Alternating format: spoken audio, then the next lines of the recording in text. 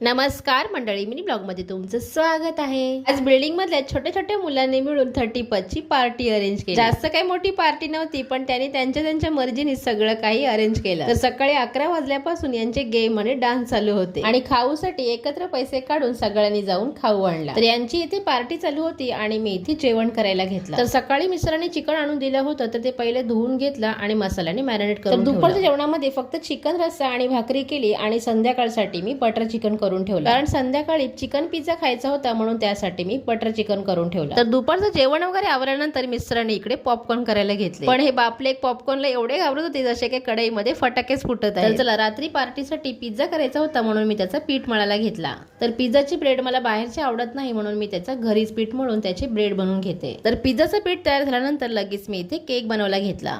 तर चला, सगळी तयारी मी तुम्हाला एका मिनिटामध्ये दाखवू शकत नाही, आता बाकीची तयारी तुम्हाला पुढच्या व्हिडिओमध्ये पाहायला मिळेल।